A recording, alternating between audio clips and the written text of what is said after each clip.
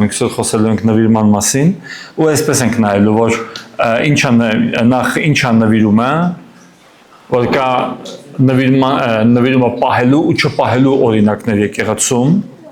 կա հակառակություն նվիրմանը, ու ինչ է լինում, երբ մենք թողնում ենք մեր նվիրումը։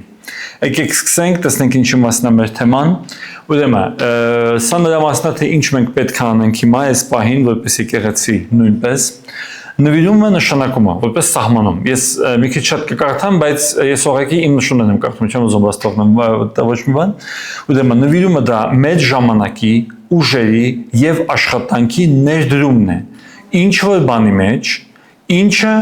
դուք կարևոր եք համարում կամ ինչը մենք կարևոր ենք համարում։ Նաև նվիրումը նշանակում է որևէ գործի սկզբունքի կամ իդեալի հետևողական եւ կայուն կերպով հավատարիմ մնալու որակ։ Այսինքն նորից, երբ մենք ներդրվում ենք մի բանի մեջ, ինչը մենք կարևոր ենք համարում,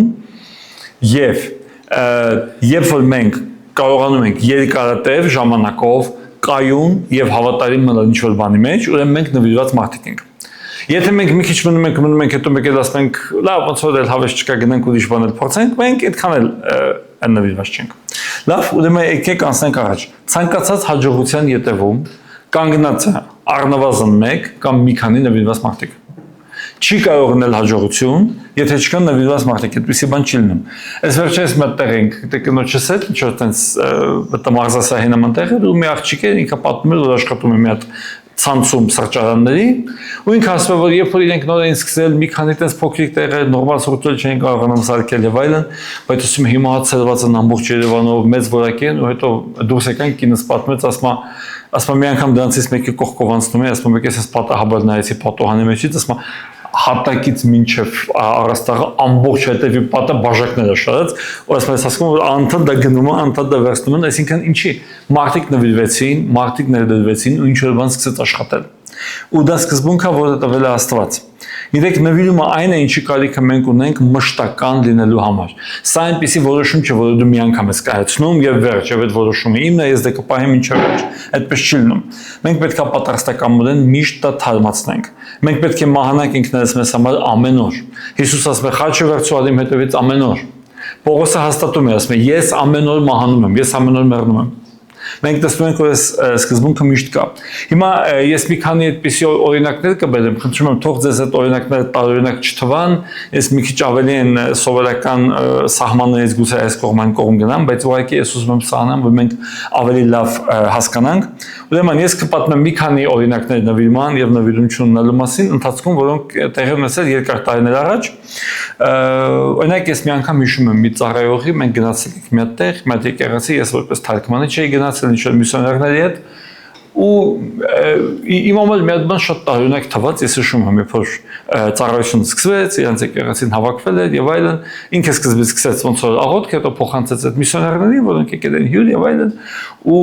ես զգում եի, որ ինքը երբ որ աղոթում էր, ինքը ճզմում էր այդ աղոթքը իրանց, ինքը հազիվ էր աղոթում, ու ես չգիտեմ, ես նկատեցի, ես չնկատեցի, գիտեք, հետո ես որոշ ժամանակ հետո իմացա, որ այդ մարդը ծառայության մեջ չի, ընտանիքով իրանք չկան։ Գիտես ինչ դեպքի, եթե դու չունես նվիրում, դու չես կարող երկար ձևացնես։ Եթե դու որոշել ես թողես նվիրումը, դա երկար չի տևելու։ Կգա մի օր, որ արդեն վերջ, դու կվերջանաս, դու կվարվես, դու կպրծնես ու կգնաս։ Ու իրականում էլի որոշ ժամանակ կարելի է դիմանալ առանց նվիրման, բայց ոչ ընդմիշտ, դա հնարավոր չի։ Մի օր մարդ ուղղակի հոգնելու, ամեն ինչ գցելու է ու գնալու է։ Կա մի հովիվ, ինքը Վրաստանում ապրում, իր անունը Ալեք Խուբաշվիլի է, ինքը մեր մոտ եկել է հյուր, ինքը այնտեղ հոգեկալստական եկեղեցու հիմա գլխավոր եպիսկոպոսն է, ու ինքը մեր մոտ վկայում է այդ մասին, պատմում է, որ ասում նոր եկա եկեղեցի, երիտասարդ տղա, համարյա 20 տարեկան, ու ինքը պատմում է, ասում են, ջինս չի կարելի հագնել։ Վերնաշապիկը մենակ երկարաթև, բոլոր կոճակները կոճկած։ Գալստուկ չի կարելի կապել։ Չգիտեմ, ես ինչ տեսակի բան չի կարելի հագնել, մենակ այդ բարակ շալվարները եւ այլն դեպի քարքիկներ, ու ասում եմ մի նստած մտածում, ասում ինչ է, գնալու եմ ես, չեմ մնալու ստեղ։ Ասում եմ մտածում եմ, ասում եկել անեն Սուրբ Հոգու ներկայությունը իջավ վրես,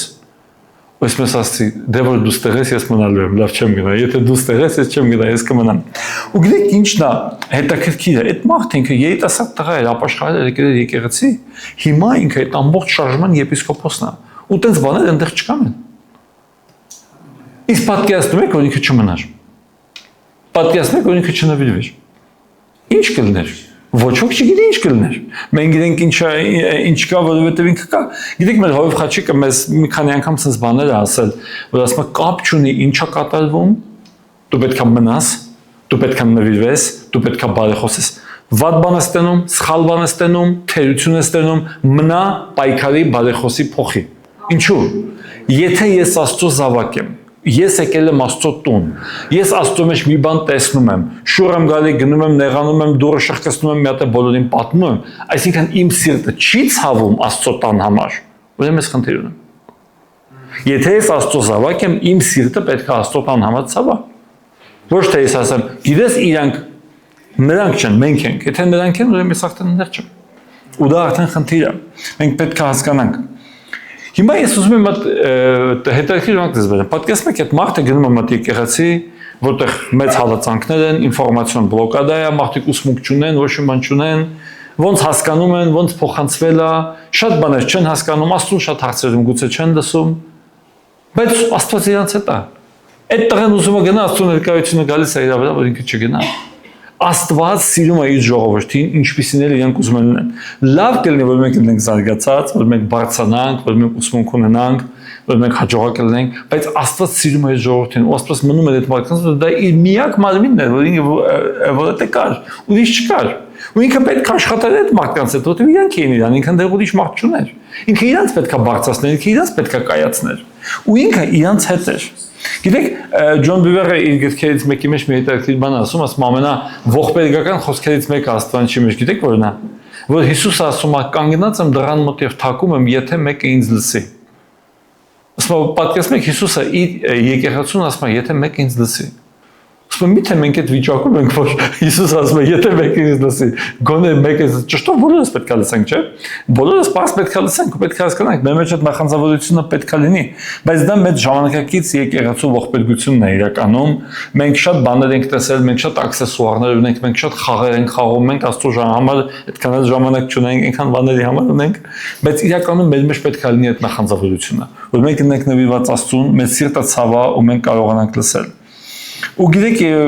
պատկերացրեք, որ այդ մարդիկ, ովքեր ինչ որ սահմանափակ են, խնդիրներ են ստեղծում, կրոնական են, ինչ որ բան են, գիտեք, նույն այդ մարդիկ աղոթում են, Աստված արթնություն բեր, փոփոխություն բեր, ինչ որ բաներ է, բայց շատ դեպքում գուցե չեն մտածում, որ իրանք են խանգարում դա։ Ու հիմա Աստված մտածում է, եթե հանկարծ ես այդ ամեն ինչը բերեմ, դուք դա կարող է հալածեք, արգելեք, փակեք, վտարեք, չգիտեմ, բարևից զրկեք, ինչ որ բաներ անեք։ Ու գիտեք, մենք պետք է հասկանանք, որ շատ դեպքում, երբ որ ես ինչ որ բանի համար աղոթում եմ, ես պետք է ունենամ այդ տարբերակը իմ մեջ, որ գուցե ես եմ այն պատճառը, որ դա չի լինում։ Ես չեմ ասում դա միշտ տենց է։ Բայց ամեն դեպքում այդ տարբերակը մենք պետք է ունենանք, որ ավելի արագ ստանանք մեր աղոթքների պատասխանները։ Որ եթե հանկարծ մենք լինենք, Աստված ուզենա մեզ նոր ձևի ցույց տա, մենք հասկանանք։ Մենք ընդունենք, ասենք Աստված ճիշտ է ասում, մենք ենք խնդիրը մեր մեջ, մենք ընդունում ենք դա։ Դա շատ լավ է։ Ու հիմա տեսեք, նվիրմանը կարող լինի հակառակություն։ Հիմա ես բերեցի մի օրինակ, լավ օրինակ, մի օրինակ վատ, նվիրման վերաբերյալ, մարդիկ կարող են չհասկանալով, թե ինչ է Աստված անում, ընդդիմանալ, թե Աստծո արածին, թե Աստծո պատղին։ Օրինակ տեսեք, դուք գիտեք, որ կա կրոնական նախանձ։ Ես էլի նախորդ ուշացնում, խնդրում եմ, մի վախեցեք, ես ուղղակի բերում եմ այս օրինակները, որ մենք լավ հասկանանք։ Դուք գիտեք, որ կարող է լինել նախանձ եկեղեցիների մեջ։ Ես չեմ խոսում աշխարհը չի ուզում։ Մի եկեղեցին կարող է մյուսին նախանձի, կարող է ինչ-որ խնդիրներ լինեն։ Օրինակ, ես հասկանում եմ, որ ասենք աշխարհիկները ուզում են, որ մենք չլինենք։ Բայց որ հանկարծ ականջի ոչով լսում ես, որ կան հոգևորներ, որ ուզում են, որ մենք չլինենք։ Մտածում ես, այ մարդ ինչ տա պետք։ Ու ասենք ինչով ես դու առաջնորդում, երբ այդպիսի բան ես ասում։ Գիտեք, օրինակ ասենք ես հիմա մտածում եմ, եթե մեր եկեղեցին չլիներ, ես ինչ էի անելու։ Ես հասկանում եմ, որ ես նույնիսկ գնալու տեղ չէի ունենա։ Ես ոչ մի տեղ ոչ կարամ գնամ, ոչ էլ ուզում եմ, ճիշտ ասած գնամ։ Ասենք դա էլ կա, էլի մենք պետք է հասկանանք։ Մի անգամ մեր Հովիվ Սևակը ծառայության ժամանակ մի երևի մի քանի ամիս առաջ էր հարցած ասեց, քանի հոգի են այստեղ, որ Հայաստանում են մնացել եկեղեցու պատճառով։ Դահլիճի կեսից ավելի են ձեռված ասեց։ Գիտեք, հիշում եք, ես ասացի մի քիչ առաջ, որ ցանկացած գործ կայանում է, եթե կա գոնե մեկ կամ մի քանի նվիրված մարդիկ։ Գիտեք դա ինչ է, դա նվիրում է։ Այս մարդը ասում է միակ բանը, որը ինձ դե պահում է, դա Աստծո տունն է։ Ինչի՞, որտեղ նվիրված մարդը ունի sense մտածելակերպ։ Մեկը Աստված է ինձ պաշտպանում։ Աստված ստեղել կարա ինձ պաշտպանի, ստեղել կարա ինձ պաշտպանի։ Միևնույնն է ինքն է պաշտպանում։ Հիմա ես պետք է հասկանամ ինքը որտեղ ուզում ես լինել, որտեղ եթե որտեղ ինքը ուզում է լինեմ, ես այնտեղ լինեմ, ես կունենամ իր բարեհաճությունը, ինքը ինձ համ կօրհնի, համ կպաշտպանի։ Բայց եթե ես գնամ ինչ-որ միտեղ որտեղ որ ես չունեմ իր բարեհաճությունը, ինքը չի ուզում որ ես այդտեղ լինեմ, կարող է ոչ օրհնի, ոչ պաշտպանի։ Բայց ոչ թե որտեղ ինքը ինձանից վրեժանոցում, որտեղ ես եմ կտրվել այդտեղից։ Աստված ասում է ես քեզ տալիս եմ այսա, ես քեզ տեղ օրհնելու եմ։ Ես գնում եմ ստեղ։ Մի մարդ կա, ինքը Միացյալ Նահանգներից եկել է, հիմա մի քիչ էլ հետ է գնացել, Հայաստանից գնում գալիս է, ու ոնց մի քանի տարի առաջ էլ ապաշխարել, ու մի օր ասած աղետ եղավ խոսում ենք, ես բան ասում, ասում է ինչի՞ց է որ հավատացածները գալիս են Ամերիկա, նեղությունների մեջ են ընկնում, խնդիրների մեջ են ընկնում, պարտքերի մեջ են ընկնում, կարող Աստված ուզում է իրանց փորձի դրա միջոցով սենց ինչ որ բաներ սովորես, ասում եմ, չէ, ասում եմ, պրոստը որ Աստված է ուղարկում մատակարարումն էլ հետ նա ուղարկում։ Եթե Աստված չի ուղարկում, ինքը մենակ է գալիս։ Մենակով գալիս է բաններ։ Բայց ոնց որ դա շատ հետաքրքիր է, մենք պետք է այդ բաները հասկանանք։ Նվիրված մարդը ինքը ունի այդ մտածելակերպը։ Եթե Աստված ուզում է ես սա անեմ, ես ստեղ լինեմ, ինքը ինձ կանի։ Եթե ես փորձեմ ինքս ինձ օրհնել, ինքս ինձ պաշտպանել, գուցե կորցնեմ նրա օրհնությունը եւ պաշտպանությունը։ Ու մենք պետք է դա հասկանանք։ Գիտեք, մենք չենք ասում, որ չգնան, վատ չի, ինձ ստեյտ լավ է հաստատ։ Ես չեմ ասում վատ չի, մենք գիտենք, որ վատ չի։ Բայց հարցն է, որտեղ Աստված ուզում ինձ տեսնի։ Ես պետք է դա հասկանամ։ Ու Աստված իզորու է ամեն տեղ մարդուն օրհնել, մարդուն բարձրացնել։ Ես ընդհակառակ ասեմ, գիտեք ինչի է գերված, որ ասում է արդարի օրհնությունով քաղաքը բարձրանում է։ Այդ քաղաքը գուցե երբեք չբարձրանար։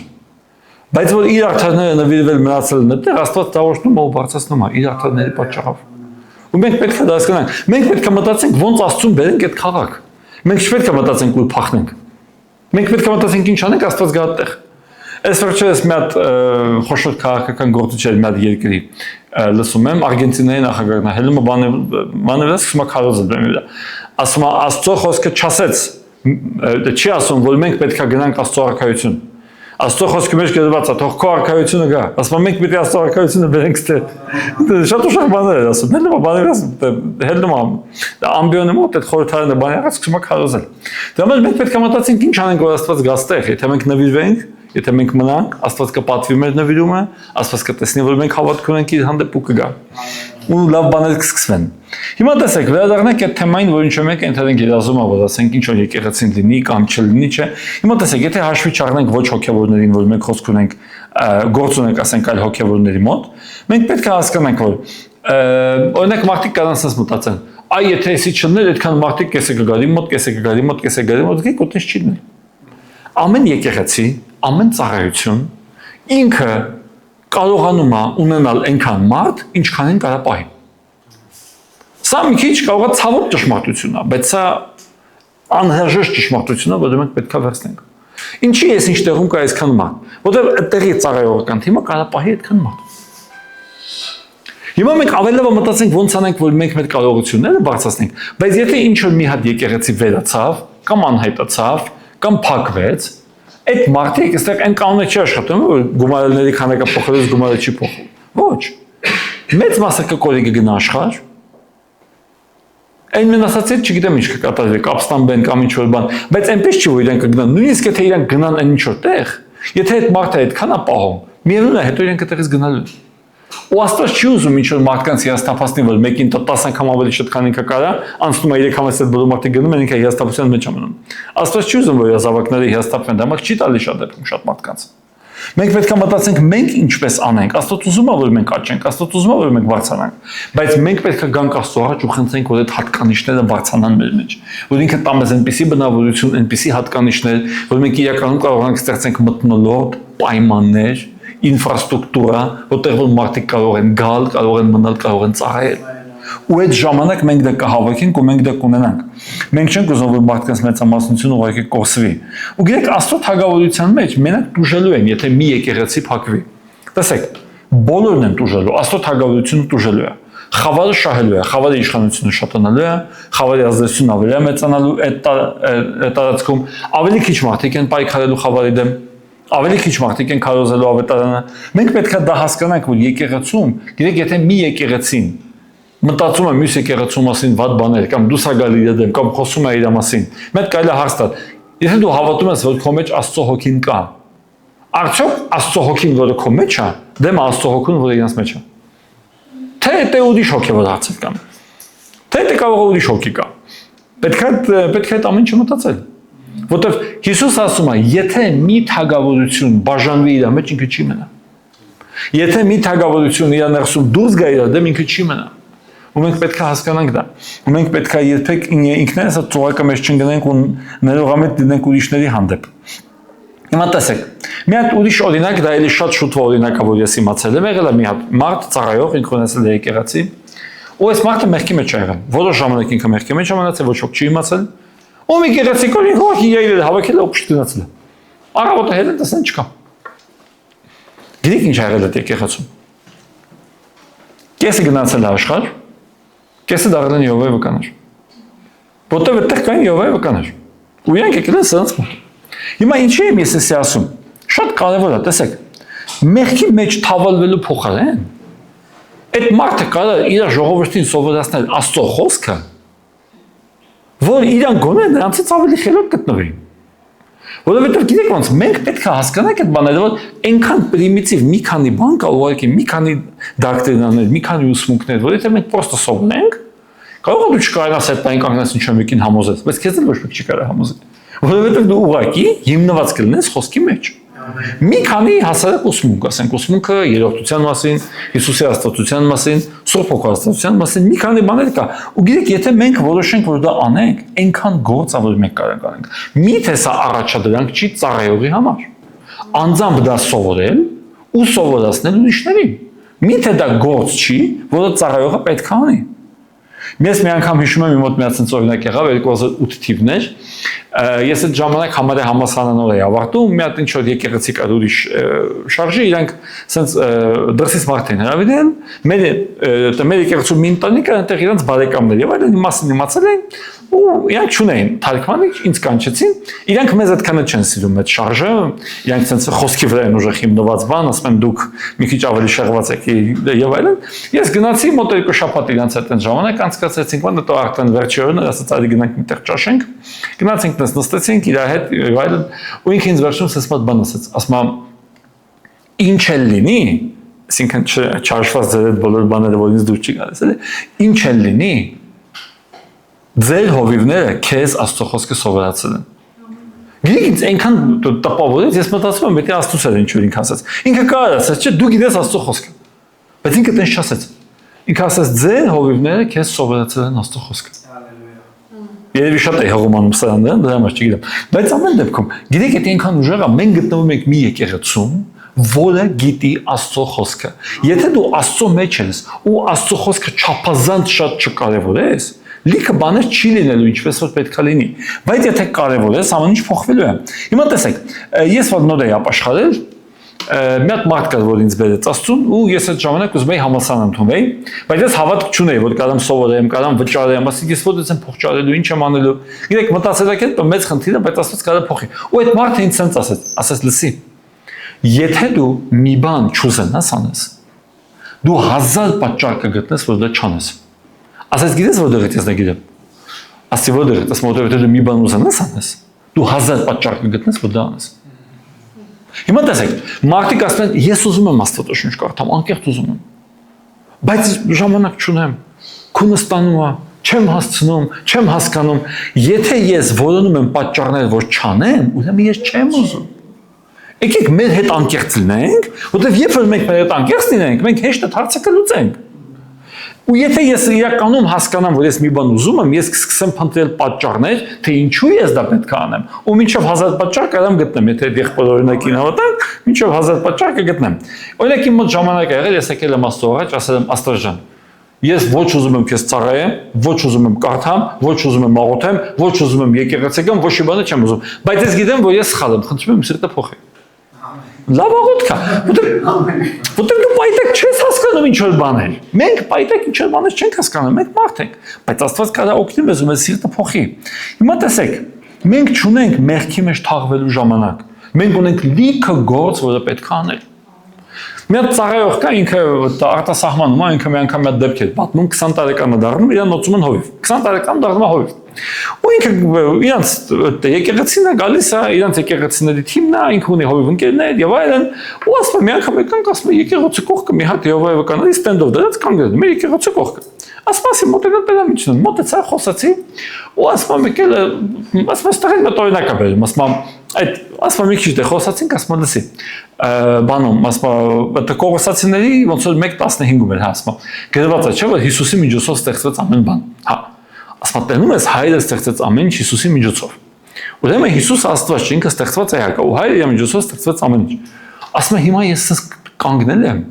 ասում ես հասկանում, որ ես դեռ չեմ հասկանում իրան ոնց է կարելի պատասխանել, ասում ես տղան սենց ձեռով սենց արեց, ու ասես գնա ուսումնասիրի խոսքը, ասում հիմա ես շուռ եք, ու գալիս եմ ասում եմ, լսի, ես հովիվ եմ, ես այս հարցին չեմ կարող պատասխանել, ես գիտեմ, որ իմ սաղ հովիվ ընկերները այս հարցին չեն կարող պատասխանել, բայց եթե մենք այս հարցին չենք կարող պատասխանենք, բա մեր եկեղեցու անդամները այս հարցին որից են պատասխանելու։ Ու գիտեք հիմա այդ մարդը մի հատ եթե հետո ուզենեք կարող ասեմ իրեն YouTube-ով գտնեք, ինքը մի հատ շատ հետաքրքիր տղա է դարել, ինչքան քրիստոնեությանը հակառակ ուսմունքներ, սաղ իրանից փախնում են։ Փախնում են։ Ամենահայտնի բաներին, մարմոններին կրել է, ամենահայտնի մուսուլմաններին կրել է, ամենահայտնի յովայվականներին կրել է։ Իրանց մոտ մի հատ բան կա, աղանդկա կոչվում է հրեա իսրայելցիներ։ Չգիտեմ դասեք թե չէ։ Հրեա իսրայելցիներ, նեգրներ են, սաղ նեգր են։ Ասում են որ հրեաները նեգր են եղել սկզբում։ Ծիծաղում եք, գիտեք ինչքան շատ են։ Ասում հրեաները նեգր են եղել, սաղ նեգր են եղել։ Անգլիացիները նեգր են եղել, ու մենակ իրանք են փրկվել, սպիտակները չեն փրկվելու։ Սաղ սպիտակները գնում են դժոխք։ Դենց ոչ ոք ու իրանց սիմվոլներով բաներով հելնում են ու շատ ագրեսիվ են, ասես գուրում են, ասես ինչ բաներ են, դրանք էլ են իրանց փախնում։ Ինչի, որովհետև մի օր մարդը տեսավ խնդիր, ու մեկ տեսականորեն հասկանում եք, որ խնդիրը Աստվածաշնչի մեջ չի։ Խնդիրը մի հատ կոպիտ բան ասեմ, մեր տգիտության մեջ է։ Աստծո խոսքը ասում է գիտելիք չունենալու պատճառով ժողովուրդը կորչում է, մյուս խոսքը գիտեք ինչ ասում, քանի որ դու մերժեցիր գիտությունը, նես չէ որ ինքը չկար, նես չէ որ ինքը չէ, դու մերժեցիր, դու դրա հավես չունես, դու դրա ժամանակը չունես, դու կարևոր գործեր ես անում, դու սկրոլինգ ես անում, դու ինչ ժամանակ չունես այս բաների համար, հասկանում եք, բայց դա մեծ գործ է, որին մենք պետք է ծախսենք, տեսեք, մենք ունենք լիքը գրականություն եկեղեցում թարգմանած, ես արդեն 2010 թվականից ես թարգմանիչ եմ աշխատում հրատարակչական ծառայության մեջ։ Ու դրանից առաջել եղել է մենք այնքան բան ենք թարգմանել։ Ուսմունքային շատ լավ գրքեր ունեն, գիտեք, կարեք վերցեք կարդաք, ամեն ինչ հասանելի է։ Ինտերնետում ձեր գցած է, իդեպ սա կարելի է մտնել քաշել այդ սայթից։ Կարելի է գնալ գրախանութից իրարից է կարելի վերցնել։ Օրինակ մի հատ գիրք կա, Ջոն Բևերի գիրքը Սուրբ Հոգու մասին, եթե դուք այդ գիրքը կարդաք Սուրբ Հոգու մասին, ձեզ ոչ մեկ չի կարող համոզել, որ Սուրբ Հոգին անձ չի։ Օրինակ ասում են Սուրբ Հոգին ուժ է, չէ՞, ասում Սուրբ Հոգին ուժ է։ Ու ես մտ հարց է, եթե այդ տղուց որ պատմում իրենց եմ սովորել, ասում հիմա եթե մեկը ուժ է ինքը չի կարող անձ լինի։ Ասում են չէ։ Ասում բայց չէ որ առաջի Կորինթացիների 1:24-ում գրված է որ Քրիստոս Աստծո զորությունն է։ Բավական եթե Քրիստոս Աստծո զորությունն է, հիմա ինքը Աստծո ուժն է։ Բայց ինքը համել անձը, չէ՞։ Որ Սուրբ Հոգին է կարա, չէ՞ լինի։ Գիտեք, Աստծո խոսքը ինչքան մենք շատ իմանանք, նրան հեշտ կլինի։ Ասում իրանք ծոմ են պահում աղոթում էին, Սուրբ Հոգին ասաց. առանձնացրեք Պողոսին ու Բարնաբասին այն գործի համար, որը ես իրանց ուզում եմ ուղարկեմ։ Եթե մեկ ասում է ես, եթե մեկը պատվերներ է տալիս, ինքը անձ է, չէ՞։ Ասում եմ մի տրտմեցեք Սուրբ Հոգուն, ուժը ո՞նց կարա տրտմի։ Ուժը գիտեք որն է, տոկի բադ հոսանքացնակ դու կարաս իրան տրտմեցնես։ Կարաս անջատես, կարաս միացնես, չես կարա տրտմեցնես։ Ինքը կարա քեզ տրտմեցնի, դու իրան չես կարա։ Այսինքն մենք հասկանում գիտեք հիմնականում, եթե մենք խոսում ենք ուրիշ ուսմունքների մասին եւ այլն, գիտեք որտեղ է ուժը։ Լուրջ դեմքով խոսալու մեջ։ Իր լուրջ դեմքը հաղթում է քո տգիտությանը։ Ինքը երկու հատ դասը սովորել, դու մի հատ չես սովորել։ Այդ է խնդիրը։ Մենք պետք է աճենք խոսքի մեջ ու այնքան բան կա անելու։ Խոսքի մեջ մենք պետք է շատ աճենք։ Հիմա տեսեք օրինակ, մի քանի ես այդտեղ օրինակներ եմ գրել, որ ձեզ բերեմ, էլի մի հատ sense անեկդոտ կա, հայկական անեկդոտ, որ իրանց մոտ այդ ռավինների բաների մոտ կա sense մարդիկ, որոնք կոչվում են էպիկորեյս։ Իրանք տենց ասում են աթեիստներին։ Էպիկորը հույն փիլիսոփա էր ու ասեն ես սովորում եմ փիլիսոփայությունը, հա, ես ոնց որ Աստծուն չեմ հավատում։ Ու մի օր մի հատ ռավինի մոտ մի հատ մարդ են բերում, ասում են այս մարդը էպիկորեյս է, ուզում է քո հետ շփվի, ու գալիս է էպիկորեյսը, ասում է լսի, դու Միշնան կարդացել ես։ Ասում չէ, Ասում դու Գեմարան կարդացել ես, ասում չէ, գիտեք Միշնան ու Գեմարան ինչա։ Միշնան դա օրենքի մեկնությունն է։ Գեմարան դա Միշնայի մեկնությունն է։ Այդ իրանք մի 5 դաս ծախսել են։ Ու այդ ամենը ասեն կոչվում է Թալմուդ։ Ասում լավ, դու Տորան կարդացել ես, օրենքը կարդացել ես, մո չէ։ Ասում դու էպիկորես չես, դու անգլերագիր ես։ Այսինքն ոչ որ դու աստուն մերժում ես, դու լիքը բան գիտես, դու ոչ մի բան չգիտես։ Գիտեք, մենք պետք է ոնց որ դա հասկանանք այդ բաները։ Ուրեմն ես մի անգամ այդ գիրք էի կարդում շատ տարիներ առաջ։ Մի հատ տղա էր, ինքը վկա էր եղել 70-ականների բանը Իսպանիայում էր ապրում, ու ինքը իր գիրքի մեջ ասած բան է գրում, ասում 5-րդ անգամ որ աշխարհի վերջի մասին մարգարեությունը չեղավ, ասում լրիվ բան տվականները 5 անգամ մարգարեցին, որ աշխարհի վերջն է գալու, 5-րդ անգամ ասին հոգևոր եկավ։ Եկել է մեր աշխարհի վերջը։ Ասում լրիվ խելքը գլխին մարդիկ գնացին, բայց մենք մնացինք։ Այդ տիպի sense նվիրված հավատացել էր։ Ու ինքը գիտեք ինչ է իր գիրքի մեջ գրում, ասում 18-ից 25 տարեկան երեխեք էին իրանք սաղ։ Ասում մենք կաթոլիկ քահանաներին տարիքով կանչում էինք հրապարակային ձիբատների ու խայտարակ էինք անում կողմենք ցեխը, որտեղ ոչ մի բան չգիտեին։ Ոչ մի բան չգիտեին։ Ու գիտեք, ես չեմ կարող ասեմ, ես հավատում եմ Հիսուսին, իմ կյանքը Հիսուսինն է, բայց 50-ատ հարցը խնդրում եմ ինձ չտակ։ Այդպես չի աշխատում։ Մենք պետք է մեր թևերը քշտենք ու սկսենք ուսումնասիրել Աստծո խոսքը, որտեղ Աստծո խոսքը ինքը իրեն պատասխանում է, մյուսներին էլ շատ լավ պատասխանում է։ Ու հետո կարող է Աստված ձեզ շնորհ անի, թույլ տա որ դուք այդ մյուսներին սովորեցնեք, որ ասեք հələ մտարի մեզ տես բաներ եք ասում, հələ եկեք ձեր ուսմունքները նայենք։ Օրինակ գիտեք որ մարմոնները ասում ուսմունք ունեն, որ Հայր Աստված ինքը մարդ է եղել, ինքը Աստված է դառել, ու ինքը ստեղծել է տիեզերքը, որտեղ որ հիմա մենք ենք ապրում, ու ինքը ունեցել է լիքը երեխեք, որոնցից մեկը եղել է Սատանան, մեկը եղել է Հիսուսը։ Եթե իրանք այդպես բան պատմեն, սա կփախնեն, իրանք դա սկզբից չեն պատմում։ Իրանք դա հետո են պատմում։ Ուզում եմ ասեմ, գիտեք, մենք այդ բաները չգիտենք, հիմա ոնց որ որ մենք մերը իմանանք, որ սա իրաց չխառնենք։ Բայց երբ դու մասնագիտանաս քոնի մեջ, Աստված արդեն քեզ ցույց կտա, լսի, դու տես ինչ ունես։ Ու իրանք քեզ ոչ մի բան չեն կարող ասել։ Մենք արդեն մենակ չենք պաշտպանվի, մենք համել կհարցակվենք։ Հասկանում եք։ Այսինքն ինչի եմ ես դա ասում, մարդը թողած Աստծո խոսքը, թողած Աստծո խոսքի գանձերը, նորմալ պատկերացում չունի ինչ որ ուսմունքների մասին, մեկ էլ տենում ես անկապ բաների, հաբա իհարկե, որովհետև դու քեզ ճիշտ չես տվել։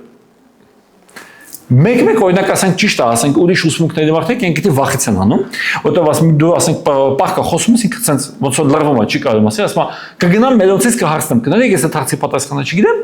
ես կգիտեմ կասնեմ։ Հավատացյալ մարդիկ կան, որոնք աստվածի կազմ են հազիվ կարդացել, իրանց մոտ հարց են տալի չեն կարող պատասխանեն, հա ուրեմն աստվածի սխալ է։ Ճիշտ է ասում։ Բայց չի այդքան հպարտանալ։ Դու աստվածից ինչ գիտես, որ աստվածի սխալ է։ Գիտեք ինչ է դա ես ասում, եթե այդ մարդիկ դրա մեջ չլինեն։ Մի անգամ ես մոտ կոնֆերանս էի գնացել թարգմանելու քաղաքում մեծ տարբեր եկեղեցից միջեկեղեցական բան էին եկել, մի հատ մեծ մարդ էր եկել, պապիկ էր, ինքը շատ խոշոր քրիստոնեական ծառայության եպիսկոպոս է, ու ինքը ծնվել էր մուսուլմանական ընտանիքում։ Ու ինքը պատմում էր, ասում է, երբ որ ես ծնվել էի, ասում է, երբ որ իմ մաման պետքա ծննդաբերեր, ասում է, մի հատ մոլլա էին կանչել։ Այդ մոլլան եկել էր, Ղուրանից մի հատ խոսք էր գրել ածուխով։ Հետո այդ խոսքը թղթի վրից ջրով լցել էին բաժակի մեջ ու տվել էին, որ իմ մաման խմի, որ ես ծնվեի Աստծո խոսքով։ Գիտեք, մի կողմից ծիծաղալու է, բայց մյուս կողմից դուք պատկերացնում եք ինչքան լուրջ են իրանք վերաբերվում դրան։ Գիտես, եթե դու աթարը դնես պատվավոր տեղ, ինքը կդառնա պատվավոր բան։ Գոնե քո աչքերում։ Ինքը պատմում, ասում է, 6 տարեկանից Ղուրան էի անգիրանում մսկիթում։ Ասում եմ, սաղ երեխեքով մենք ընդեղ էինք։ Ասում եմ, ես պուչուն ժամանակ, եթե մոտ 25 տարեկան քրիստոնյա դեմոզն, ասում եմ, կծալի գտնեի կողքս։ Որտեղ ասում եմ, իրենք вообще ոչ մի բան չգիտեն, ընդհանրապես ոչ մի բան չգիտեն։ Ու այդ գիտությունն է, որը մեզ կործանում է։ Ուզում եք շատ ավետարան քարոզեք։ Գիտեք ոնց է մարդիկ գալ, դուք հեչ մտածել եք ոնց է արտությունն լինելու։ Արտությունը գիտեք ոնց է, որ դու մարդկանց քարոզում ես, ինքը դասում է գալիս եկեղեցի, այդպես արտությունն է։ Որ դու մտածում ես, այդ ոնց լսած եկա, որտեղ Աստված կպավ իր սրտին։ Այդ արտություն է։ Նես չէ մեկը գիշերը հենելու է, ասես գալու եկեղեցի, մինչև հասավ ծառայություն սկսվելու է, մտնելու այստեղ հալելույա, փառք քեզ Աստված։ Այդպես չի լինում։ Դու պետք է քարոզես, այդ մարդը պետք է լսի, Աստված պետք է կպնի իր սրտին, ինքը պետք է ընդունի, հավատա ու գա եկեղեցի։ Բայց գիտեք երբ մենք քարոզում, ասում են սրտի ավելի ցույցից են խոսում շուտերը։ Այդ խոսքը որ լցվեց իմ սրտի մեջ, Ես էլ չեմ քննադատելու բոլոր նախնականներին միասին վերցած։ Ես արդեն ասել եմ, ուտեղ արդեն դու խոսակցի մեջ դասված ես, դու գիտես ինչ ասես, գիտես ինչ կարոզես։ Մի հատ ծառայող կա, ինքը հիմա շատ մեծ պապիկա, ինքը պատմում ասում է, որ նոր ապաշխարեցի, ասում Աստված են սրտին կապել, ասում են զգում եմ, ես պետք է մեկի հետ կիսվեմ, մեկին պետք է ասեմ, ասում եմ, տունը նստացեմ, ասում եմ, չէ, սենց չի լինի, ասում եմ։ Ու դա մոտավորապես երևի ասենք մի 40 տարի առաջվա բան են պատմում են ժամանակի, ասենք սենց կապի միջոցներ բան չկա, ասում եմ, հելա դուս փողոցով քայլում եմ, մեկին ասում եմ, մարդ եմ տենում։ Դեն, ետ սովետական, միջ սովետական սենց չոր վիճակները, ասում եմ, մոտեցա, ասի բարև։ Դու գիտես, որ Հիսուսը քեզ սիրում։ Ասում եմ, հա։ Ասում եմ, բա հետո ասում այդ գնանք մեր տուն չայ խմելու։ Ասում եմ, ինչ բան չգիտեն ասել։ Ասում եմ, մենք էդի գիտեն, ինչ բան չգիտեն։ Հիմա այդ է լավ տարբերակ։ Բայց ամեն երբ որ դու գիտես Աստծո խոսքը, դու կարաս խոսաս, դու կարաս պատասխանես, դու այդտեղ հասկանում ես ինչա կատարվում։ Քո համար հեշտ է։ Գիտես դու գիտես ուր ես եկել, ինչի մեջ ես մտել։ Իսկ ինչ վերաբերում է Սուրբ Հոգու անձնելուն, Հիսուսը մատնած ուժեղ բան ասում է, ուղարկում է մեկին, որը ճիշտ ինձ նման է։ Եթե ինքը ճիշտ իր նման է, ուրեմն համանձը համաստված է։ Դա մի օր կարող է դրա մասին առանձին խոսանք, մենք այդպես թեմա մեծ կազմակերպենք, բայց դու ուղղակի հիմա փոքր ձեռնարկներ կան, բաներ կան։ Գիտեք, այսօր առաջ մարդիկ ասում էին, որտեղ ես այդ ուսմունքներ ստանանք, գրքեր չկա, բան չկա։ Գիտեք, այսօր մի հատ քո բրաուզերը բացում ես, ամենաբարդ աստվածաբանական հարցը դուր մի րոպեում բերում։ Նույնիսկ ոչ մի կայք պետք չի մտնել, արհեստական բանականությունն է բերում, տեղերով, բաներով, ունենց բաներ կբերի, դες բաներ կյանքում չես տեսել։ Այն որ այդ հարցը, այդ 50 հարցը որ քեզ տանջում է, կարաս հերթով տաս, կարաս օրը եկդ տաս։ Սա կբերի։ Մի բան հանգած եթե զգաս խառնը, կարաս մեկին հարցան, բայց հիմնականում ինքը մտնում է համապատասխան կայքեր, սա նյութերը վերցում է բերում տալիս քեզ։ Այսօր ինքան հեշտ է, մենք պետք է ունենանք ցանկություն, մենք պետք է ունենանք կրակ, մենք պետք է ունենանք ախորժակ Աստծո խոսքի հանդեպ։ Առակաց 23-23-ում գրված է ճշմարտությունը շահիդ եւ մի ծախիչ, նաեւ իմաստությունը, խրատը եւ հանճարը։ Գործք 6-ում երբ որ խնդիր առաջացավ, որովհետեւ ժողովարդանից կային ապաշխարած մարդիկ, ու իրանք եկան ու եկեղեցին շատ մեծ սոցիալական ծրագիր է միշտ ունեցել, մենք դա գործքից տեսնում ենք, ասում են իրանք ցեցին վիճել, որ իրանք այդիներին ամենօրյա բաժանածուտելիքից նորմալ չի հասնում։ Իբր դուք մեզ բան եք անում, առաքյալները կան ասցին մենք չենք կարող կներեք ճաշարանի հարցերով զբաղվենք, եկեք մարտանենք ու տեսեք իրանք ինչ են ասում։ Հիմա եղբայրներ Ձեզանից 7 վկայված մարդ ընտրեք, Սուրբ Հոգով իմաստությունով լցված, որոնց այս պիտույքի վրա դնենք։ Իսկ մենք աղոթքի եւ խոսքի պաշտամունքին հետևենք։ Եվ այս խոսքը բոլոր բազմության առաջին հավանելի երևաց։ Առաքյալները ասում են, մենք պետք է հետևենք աղոթքին, աղոթքի ու խոսքի պաշտամունքին։ Մենք պետք է մնանք աղոթքի ու խոսքի մեջ։ Գիտես, մարդը կարա սաղորը խոսա, սաղորը քարոզի, ոչ աղոթքի մեջ լինի, ոչ խոսքի մեջ լինի։ Просто ինքը տաղանդ ունի խոսել։ Նորմալ է, բայց ոչ ընդեղ լինի, ոչ ընդեղ հիմա ես ուզում ասեմ ես աղոթում եմ։ Գիտեք, մի հատ ծառայող մի լավ բան ասել, ասում է, եթե այդ մարդը աղոթքի մարդ չի, ինչի ես իրան լսում։ Ես ուզում եմ մի ուրիշ հարց տամ ինքս ինձ։ Դուք էլ կարող եք ինքներդ ձեզ տաք։ Եթե ես աղոթքի ու խոսքի մարդ չեմ, ինչի պետք է ինչ-որ մեկ ինձ լսի։ Դրա համար մենք պետք է մի բան անենք։ Մենք պետք է սկսենք փոխվել։ Գիտեք, մենք պետք է, գիտեք, Աստված ինքը հետամուտ եղավ մեզ, հետապնդեց մեզ ու գտավ մեզ։ Նույնը պետք է հիմա մենք անենք։ Մենք պետք է տարբեր ֆրոնտերով ընկնենք Աստծո հետևից, մենք պետք է իրան շրջապատենք ծառայության միջոցով, անձնական շփման միջոցով, Աստվածաշնչի միջոցով, հոգևոր ուսմունքների միջոցով։ Մենք պետք է հասնենք այն կետին, որ Աստված դառնա մեր համար ամեն ինչի մեջ։ Այդ ժամանակ մեր գործերը կսկսեն դզվել։ Ճիշտ ձևով։ Էլ մենք մեր կողքերով չենք գա Աստծո առաջ ու համոզենք իրան, որ մեր կողքերի ասածները անի, արդեն մենք կհասկանանք, որ պետք է իր կամքը վերցնենք ու իր կամքը ավելի լավ կլինի։ Ու ավելին մենք պետք է բարեխոսենք։ Աստված բացի նոր վայրեր, նոր ընտանիքներ, ավելացրու մարդկանց մասին հոգ տանելու կարողությունը ու իմաստություն տուր, որովհետև ես էլ եմ ասում, մենք պահելու ենք այնքան մարդ, ինչքան մենք ունենք։ Գիտեք, մեր Երևանի եկեղեցին մեծ է, չէ՞։ Բայց Երևանի համեմատ գիտեք ինչքան փոքր է։ Կարող է մյուսները ավելի փոքր են, բայց ես լուրջ եմ ասում, մեր քաղաքի համեմատ մեր եկեղեցին փոքր է։ Մեզ պետք է իմաստություն, ոնց կարանք ավելի շատ անենք, ու մենք պետք է խնդրենք Աստծուց այդ իմաստությունը։ Իմաստություն մարդկանց մասին հոգ տանելու համար, սիրելու համար, այդ աշխատանքը կազմակերպել, մեկ իրան դուրս մնացած չզգա։ Որտեղ եթե մեկին դուրս մնացած գա մենք մի քիչ խոսենք դրա մասին, ինքը գտանք կորած գառնուկ։ Ու կորած գառնուկը կկորի ու իրան հետո կարող ոչ մեկ էլ չգտնեն։ Դա Հիսուսն էր 99 թողում մեկի հետևից գնա, մեկի հետևից կարող ոչ մեկը չգնա։ Կարող տեղը չիմանան չգնան։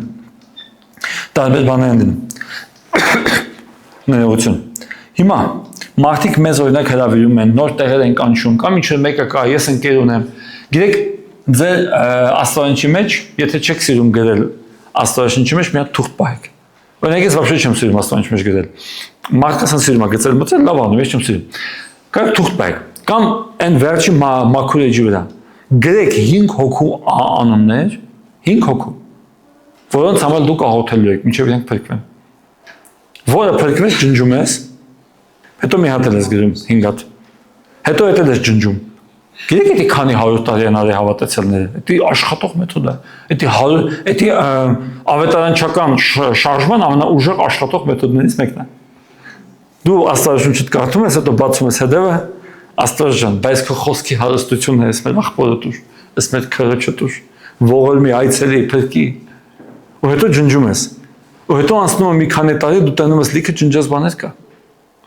Ու քո հավատքը բարձրանում է, ու դու ելի ես գրում։ Եկեք մտնենք Աստծո գործի մեջ, այնքան գործ կա անելու։ Մենք հիմարության ժամանակ չունենք։ Մենք անկապ անիմաստ բաների ժամանակ չունենք, լիքը գործ կա անելու Աստծո համար։ Ու իմացեք, ցանկացած դեպք, որը մեզ կանչում են, մեզ հրավիրում են, մենք ունենք հնարավորություններ անելու, հիմա պետք է անենք, որովհետև հետո կարող է դրա ժամանակը էլ չլինի։ Հիմա ուզում եմ եւս մեկ մասին խոսանք, եթե մենք թողնենք մեր նվիրումը, մենք կդառնանք անառակ որդիներ։ Եթե մեր իշխանության ներքո լինեն մարդիկ, իրենք կդառնան կորած գառնուկներ։ Հիմա ասում եմ խոսենք սրա մասին։ Ինչու Հիսուս ասաց, որ ինքը եկել է Իսրայելի կորած ոչխարների համար։ Որովհետև Իսրայելի առաջնորդները թողել էին իրենց նվիրումը Աստծո հանդեպ ու հոգ չէին տանում Իսրայելի գառնուկների մասին, ու իրենք կորած էին։ Իրենք իրենց տունը նստած էին, իրենք իրենց տեղը գիտեին, բայց իրենք կորած էին։ Երբ դու կորած ես, դու քո տեղը գիտես։ Բայց դու կորած ես Աստծո գործի համար, Աստծո ծրագրերի համար, եւ այլն։ Դու կորած ես ուրիշ բաների համար, այնպես չէ որ դու քո տեղը չգիտես։ Դու քո տեղը շատ լավ գիտես։ Հիմա տեսեք։ Կան անառակ որդիներ, որոնք որ եկեղեցուց գնում են։ Եկեղեցուց գնացած մարդիկ բաժանվում են երկու մասի՝ անառակ որդիներ ու կորած գառնուկներ։ Ու հիմա մենք կխոսենք թե այդ խմբից որն է, ու թե ինչ կապ ունի դա նվիրման հետ։ Ու ես մտածում եմ մենք հետաքրքիր հայտնություն կստանանք։ Հիմա ով է անառակ որդին։ Անառակ որդին նա որ համաձայն չի, վիճում է, կռվում է, դոշակստում գնում է, այդ անառակ որդին է։ Գիտեք, երբ որ մենք կարդում ենք անառակ որդու այդ առակական մուլտիկով նայում ենք փոքր երեխայի, դա չի եղել, այդքան հեշտ չի եղած քո հորը ասես իմ ունեցվածքը դու ես գնացի։ Այնտեղ սենց էլ ա եղել, սենց էլ ա եղել, սենց էլ ա եղել, դա այդքան հեշտ չի։ Ինքը կռիվ է, գնացել է։ Մենք պետք է դա հասկանանք։ Ու ինքը պահանջում է իր ժառանգությունը մինչև այսօր։ Երբ որ մարդիկ համաձայն չեն, կռվում են, գնում են եկեղեցուց, շարունակում են պահանջել իրենց ժառանգությունը, ես այդքան ծառայել եմ, ես այդքան զոհաբերել եմ, ես այդքան փող եմ տվել։ Գիտեք, ես օրինակ երկար տարիներ եկեղեցում եմ, ես ոչ մի անգամ չեմ լսել, որ եկեղեցուց ասեն, եթե դու մի օր որոշես գնաս այս եկեղեցուց, ծառայության վերջում մոտեցի հաշվապահությանը։ Կհաշվեն քո բոլոր զոհաբերությունները եւ քո բոլոր ծառայություն աշխատաժամերով։ Եթե մի անգամից չկարանանք, մաս կտանք կներեք։ Ես դες բան չեմ լսել, բայց այդ մարդկաց մոտ որտեղից է այդ գիրքը, որտեղ այդ հոգևոր վիճակն է եկել։ Երբ որ ինքը նվիրումը թողել է, ու ինքը ափսոսում է իր ներդրումը։ Ու ինքը ներդրվել է, որտեղ ինքը նվիրվել է։ Հիմա նվիրումը չկա, ինքը ափսոսում է, որ ինքը ներդրվում է, ինչ անեմ որ հետ բերեմ։ Ես չէի ուզում այդ անել, ինչի ես այդ արեցի։ Բայց իհարկե իրան ոչ ոք դա հետ չի տա ու դա մի հատ այնց հին անեկդոտ կա կարող լսած ունեք, բայց դա ամերիկական անեկդոտ է, մի հատ այն ժամանակով բան էին անում, փոխկա հետո կարա չեք գրեի զոհաբերել, չեք են գրում, չեք են գրկուկը, մենք մոտ մի պահ մտցին այդ օհանն է չեք են գրկուկը, մի քիչ վայելեցինք այդ օհանին, չեք ես գրում զոհաբերում ես, ու այս մի հատ մարդ գալիս է հովվի մոտ բախեցած, ասում է, հովիվ ասում է, ես սխալ եմ արել, ասում է, չեք իսուրա պետք է 100 գրի մի հատ 0 ավել եմ գրել, ինչ անեմ, ասում եմ, մի մտածի, Աստված երկինքում 100 ընդունել, խնդրի չկա։ Եթե դու 100 ուզում ես, Աստված 100 ընդունել, բայց դա 1000-ը գնացել է։ Ու գիտեք, ասենք ես մտածում եմ մի քիչ ոնց որ ասենք դաժանել է։ Գիտեք, այդ մարդիկ գոնե այս մարդը այս առակի մեջ իր հորն են մեղադրում, Աստծուն երբեք չեն մեղադրում։ Իրանք Աստծո դեմ են ասում, բայց վախենում են Աստծո դեմ խոսան։ Էս եկեղեցին, էս մարդը, Սրանք դուք եք մեղավոր, սաղ ցենց եք, սաղ նենց եք, էս եք անում, կործանում եք, չգիտեմ ինչ եք անում։ Գիտեք, համարձակություն չի եկում։ Ես մի օր մտածեցի, որ ես ցենց եմ ասել, եթե հանկարծ մեկը ինձ էլ այդպես բան ասա, դե մեկը քանդып մեզ տես մարդկանց։ Լիքը հին ծանոթ եմ ես։ Ասելու եմ, արի ցենց անենք։ Գնա ձեր տուն, կանգնի ասա։ Ես հայտարարում եմ հոգևոր աշխարհի առաջ, որ ես հրաժարվում եմ բոլոր այն ուխտի օշնություններից ու պաշտպանությունից, որ ես ստացել եմ Աստծուց, իմ տվածի դիմաց, ու ես պահանջում եմ, որ այդ փողերը հետ գան ինձ։ Ես մտածում եմ, թե տան ծաղոտ քանի Աստված այդ փողերը հետ կտա, բայց ինքը համարձակություն կունենա տան ծաղոտ քանի շատ մեծ արծ է։ Դու եթե հենց այդ Աստծուն չես տալիս, իշի է։ Ու հետո մենք պետք է հիշենք, եթե մենք տալիս ենք Աստծուն, մենք տալիս ենք Աստծուն։ Եթե մենք Աստծուն չենք տալիս, մենք չենք տալիս։ Եթե տալիս ենք այս մարդուն, եթե տալիս ենք այս օրգանիզացիան, մենք չենք տալիս։ Եթե տալիս ենք, եկեք տանք Աստծուն ու վերջ։ Ներողություն։ Հիմա այս երկու տեղ կարդամ դրա մասին։ Երկրորդ օրինակ 26-ում ասես շատ մտահետաքրքիր բան է, ասում է, երբ որ գնաս այն երկիրը, որ քո Տերը քեզ տվել է, ու այդ երկրից 10 անորթն զգաս, ու ասես մենց ամբողջ թատերական ներկայացում է, ասում դու պետք է գաս քահանայի մոտ քո զոհով, ու ասես մեր հայրերը ամորացիներ էին, մենք գնացինք Աստված ընտրեց Աբրահամին, Իսահակին ժողովուրդ, մենք անք Եգիպտոս, ընկանք նեղության մեջ, աղակեցինք Աստծուն, ասում ու իրենք պետք է այդսաղ կգտնեին։ Դա գրված է երկրորդ օրինակ 26-ի 1-ից 8-ից, ես հիմա կարդամ 8-ից։ Հետո եւ Տերը մեզ անեց Եգիպտոսից զորավոր ձեռքով եւ բարձր բազուկով մեծ ահարկություններով, նշաններով եւ հրաշքներով եւ մեզ այստեղը բերեց եւ մեզ տվեց այս երկիրը կաթո մեղր բխող երկիրը եւ արդ ինձ տված երկրիդ պտուղների երեխաները բերում եմ ով Տեր ինքն ասում եւ նրանց քո Տեր Աստծո առաջը դնելով Տեր Աստծո առաջին երկրպագություն անես եւ քո Տեր Աստծո հետ եւ քո տանը տված քո բոլոր բարիքներով ուրախություն անես դու եւ Ղևտացին եւ ձեր մեջ եղած օտարականը չի ասում բեր դու քահանային ասում է բեր դիր քո Տեր Աստծո առաջ մենք գործ ունենք Աստծո հետ նոր ուխտում ավելի պարզ է Եբրայեցիներում ասում է այստեղ ընդունում են մահկանացու մարդիկ բայց այնտեղ նա որի մասին վկայված է որ նա կենթանի է այսինքն այն ինչ որ ես բերում եմ դա Աստված ընդունում ես Աստծուն եմ տալիս Եթե ես Աստծուն եմ տալի, ես Աստծուց եմ ստացում, եթե ես մարդուն տամ, ես մարդուց կսպասեմ։ Երբ որ իմ նվիրումը կորում է, իմ հոգևոր մակարդակը ընկնում է, ես հիշում եմ, որ ես տվել էի մարդուն։ Ես մոռացել եմ, որ ես տվել էի Աստծուն, ու հիմա մարդուց եմ ուզում։ Բայց այդ մարդն է ո՞րից տա։ Իր մոտ չի պահել։ Դրա համար այդպիսի բաներ է առաջանում։ Գիտեք, ես մի օր մի հատ մարդու հետ էի խոսում, նենց բան ասեց։ Ասում է, չես պատկերացնում, քանի հոգի է ամեն առավոտ աղոթում, որ ես եկեղեցին չլինի։ Ու ինքը ասում է աղոթում Աստծուն։ Դուք պատկերացնեք ոնց որ խափեության ինչ մակարդակի մեջ է այդ մարդը ընկել։ Ու իրան թվում է ինքը լավ բան է անում։ Ես այդ մարդկանց անվանում եմ սև եկեղեցի։ Օրինակ կյանքի խոսքի դուսեկացներին սև կյանքի խոսք։ Իրանք սա իրար գիտեն, իրենք շփվում են ու իրանք միավորում է մի բան՝ ատելությունը եկեղեցու հանդեպ։ Բայց իրանք չեն հասկանում ինչից դա սկսեց։ Դա սկսեց, որովհետև իրանք հրաժարվեցին իրանց նվիրումից։ Իսկ հիմա մոտ բան կա, որ ասենք իրանք ասում են, օրինակ ես տեսել եմ տես մարդկանցից, այսպես մարդիկ որ ասենց խոսում են, իրանք կորած գառները չեն, իրանք անառակ ворթիներն են, կորած գառներն հեսա կհասնենք։ Ու իրանք ասում են, մենք կորած ոչխարներ ենք, մենք կորած գառներ ենք, ինչի՞ մի օր մեկը չեկավ մեր հետևից։ Այն ձեր հովիվները ինչի՞ չեկան մեր հետևից։ Իրականում տենց չի, սկզբից լավ է գնում են, հետո որտեղ անդադ իրանց ատշից են անում, էլ չեն գնում, կներեք։ Բայց գիտեք մի հատ բան կա, անառակ ворթողակի մեջ, երբ որ որդին կռվեց իր ժառանգությունը վերցեց գնաց, դուք նկատում եք, որ հայրը իր հետևից չգնաց։ Հայրը ծառաների չուղարկեց։ Ոչ մեկի չասեց, գնացեք այդ հեռու երկիր, որ իր խոհամդ լավ լինի։ Ոչ մեկի հայրը սպասում էր իրան ամեն օր, բայց իր ապստամբության մեջ իր հետևից չգնաց։ Բայց ամեն օր սպասում էր։ Անառակ որդու հետևից չեն գնում։ Գնում են կորած գառնուկների հետևից։ Ու մենք հիմա կհասնենք այդտեղ։ Հիմա մի շատ կարևոր հարց, բայց ինչի են այս մարդիկ հեռանում Աստծուց։ Ես ուզում եմ մի հատ բանի վրա զգուշություն դարձնել։ Աստվածաշունչը տերմինաբանության մեջ շատ զգուշ է միշտ։ Դուք գիտեք, որ որդի բառը Աստվածաշունչում հենց այնպես չի օգտագործվում։ Կան գառնուկներ, կան այնտեղ միտեղ կա գրում ասում մանուկներ, երեխաներ։ Այստեղ ինչ որ նորահավատի մասին չի խոսքը մարդու որ նորը դասենք ծանոթանում Աստծո հետ ոչ։ Այստեղ ինչ որ հոգևոր հասունություն, գիտելիք ու դիրք ունեցող մարդու մասին է, ու այդ որդին կռվում է, թողում է ու գնում է։ Հիմա ինչի են իրանք գնում, տեսեք։ Ես մի հատ բան կասեմ, որ ես ինքս եմ նկատել։ Ինչու են նվիրված մարդիկ հեռանում սնսում, դու ինքը մի ժամանակ եղել է, չէ՞ նվիրված։ Տեսեք, Կարող է պատասխանը այդքան էլ բոլորին դուր չգան։ Երբ որ Աստված ուզում է հաստատի ու առաջ խաղացում, դա դու եկել ես չես որ եկեղեցի։ Դու ցանկանում ես Աստծուն, դու աղոթում ես, դու փնտրում ես Աստծուն։ Մեկը մի ժամանակ ասում ասեն, գգաս ասես ինչ բանը մեզ օգնես անենք։ Հալելույա։ Հետո մեկը ասում են, գգաս ասես ինչ օգնես։ Հետո մեկը ասում են, մենք հիմա կարևոր հարց ենք լուծում։ Գգաս մեր հետ նստես։ Ու դու սկսում ես բարձրանալ Աստծո մեջ։ Բայց գիտեք, Աստված հենց այնպես քեզ չի բարձրացնում։ Ամեն բարձրացնելու ժամանակ դու պետք է գնաս խոնարհության նոր մակարդակի վրա։ Ինչու՞։ Որովհետև երբ որ դու բարձրանում ես, դու ստանում ես ազդեցություն։ Իսկ Աստված գիտի, որ մենք հպարտ ենք, մենք շատ դեպքում չգիտենք մեր հպարտությունը։ Եթե դու հպարտությունով ստանաս ազդեցության նոր մակարդակ, դու կվնասես քո ներքո գտնվող մարդկանց։ Իսկ Աստված չի ուզում, որ իր զավակները վնասվեն։ Դրա համար ես պետք է խոնարհվեմ, որ Աստվածի ստանի առաջ։ Ինչա կատարվում է մարդկանց հետ, որոնք նվիրված են, ծառայում են Աստծո մեջ են, Աստված իրանց բերում է խոնարհության նոր մակարդակի, որտեղ իրանք չեն գալիս։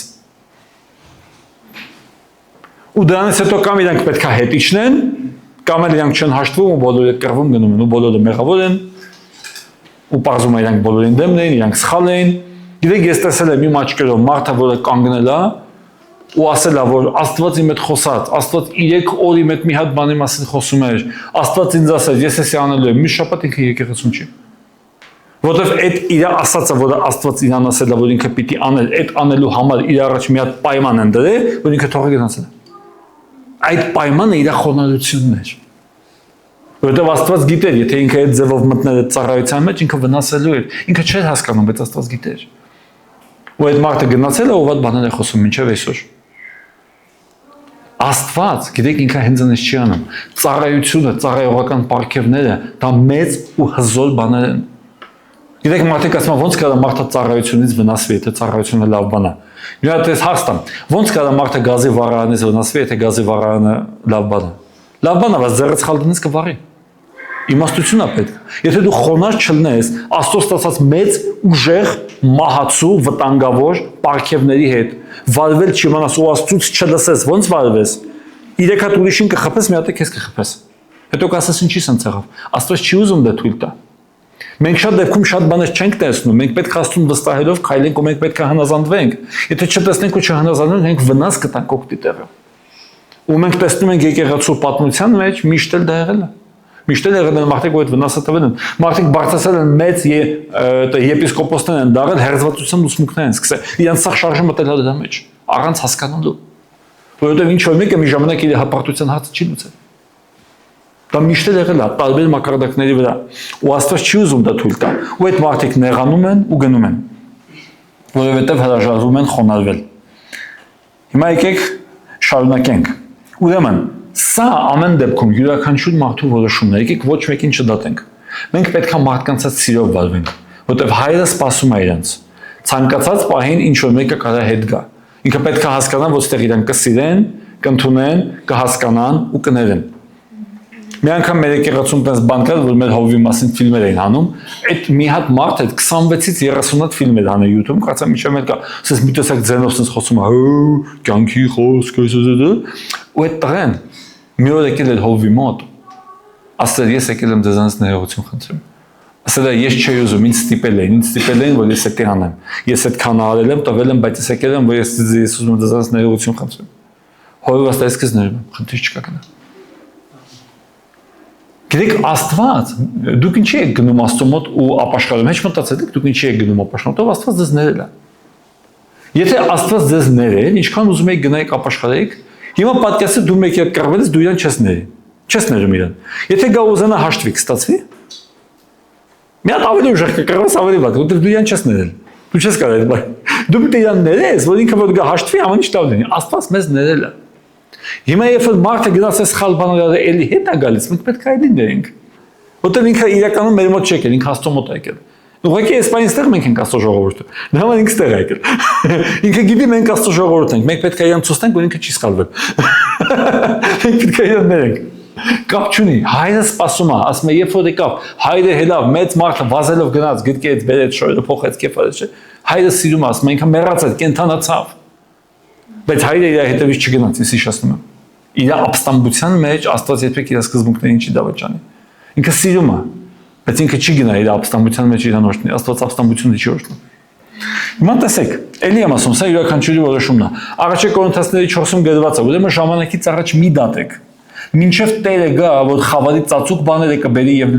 լույսի մեջ եւ սրտերի խորհուրդները կհայտնի։ Այն ժամանակ ամեն գովասանք կլինի Աստծուց։ Մենք շատ բաներ չենք հասկանում։ Եկեք չդատենք, եկեք կորցնող լինենք, եկեք բարեխոսող լինենք։ Ամեն մեկի տեղն էլ մենք կարող ենք լինել։ Աստծո ողորմությունն է մեր վրա։ Մենք դա պետք է հասկանանք։ Հաճախ երբ անառակ որդիները աշխարհում հաջողության են հասնում, իրենք փորձում են քեզ ակնարկեն։ Տենում ես առանց եկեղեցու էլ է կարելի մի բան հասնել։ Առանց եկեղեցու էլ կարող մի բան։ Ճիշտ է, կարելի է։ Բայց գիտեք ոնց, Աստված չի ուզում, որ ես դառնամ միայն իմ ավելի կատարյալ տեսակը։ Գիտեք, այս աշխարհում շատ ուժեղ գայթակղացող ուսմուն կա։ Դարձիր քո ավելի լավ տարբերակը։ Դարձիր կենքամ ավելի լավ։ Գիտեք, դա ավելի շուտ եդեմական պարտեզի գայթակղությունն է։ Դարձիր Աստծո առանց Աստծո, դարձիր ավելին առանց Աստծո։ Գիտեք, տենց գրքեր կա, ինչպես հարստանալ եւ ընկերներ ձեռք բերել, թքած ունենալու նուրբ արվեստը, վանականը, որը վաճառեցիր Ֆերարին, մտածիր եւ հարստացիր։ Գիտեք, այդ մոտիվացիոն գրականության հեղինակների մեծ մասը սատանիզմի մեջ է։ Ոստը իրենք դա մասին չեն գրում։ Մարդիկ այդ գրքերից առնում են, ինչքան կարդում են, այնքան դեպրեսիայի մեջ են գնում, ինչքան կարդում են, այնքան դեպրեսիայի մեջ են գնում։ Որտեղ այդ խոսքի հետևը հոգի կա։